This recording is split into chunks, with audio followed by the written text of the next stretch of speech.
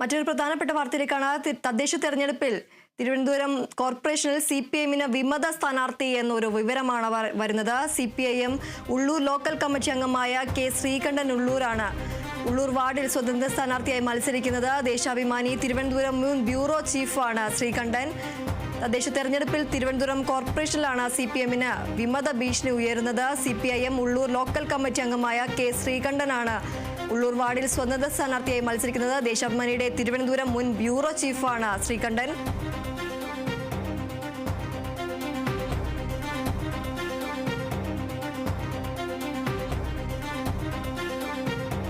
തിരുവനന്തപുരത്ത് CPIഎമ്മിന് വെല്ലുവിളിയായി നിരവധി പേരാണ് വിമതരായി മത്സരിക്കുന്നത്. ഇപ്പോൾ തിരുവനന്തപുരം നഗരസഭയിൽ ഉള്ളൂർ വാർഡിലും CPIഎമ്മിന് ഒരു വിമതൻ ഭീഷണിയായി എത്തിയിരിക്കുകയാണ്. ഉള്ളൂരിൽ K. ശ്രീകണ്ഠനാണ് സ്വതന്ത്ര സ്ഥാനാർത്ഥിയായി മത്സരിക്കുന്നത്. CPIഎം ഉള്ളൂർ ലോക്കൽ കമ്മിറ്റി അംഗമാണ്. കൂടാതെ ദേശാഭിമാനിയുടെ തിരുവനന്തപുരം മുൻ ബ്യൂറോ ചീഫുമായിരുന്നു ശ്രീകണ്ഠൻ. തിരുവനന്തപുരം ഉള്ളൂരാണ് ഇദ്ദേഹം വിമത സ്ഥാനാർത്ഥിയായി അല്ലെങ്കിൽ സ്വതന്ത്ര സ്ഥാനാർത്ഥിയായി മത്സരിക്കുന്നത്.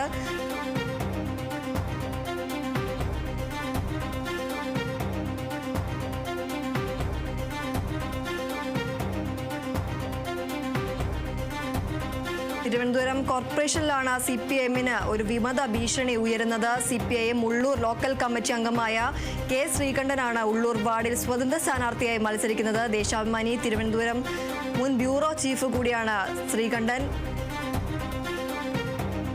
CPIഎം ഉള്ളൂർ ലോക്കൽ കമ്മിറ്റി അംഗമായിരുന്നു. അദ്ദേഹമാണ് ഇപ്പോൾ സ്വതന്ത്ര സ്ഥാനാർത്ഥിയായി ഉള്ളൂരിൽ മത്സരിക്കുന്നത്.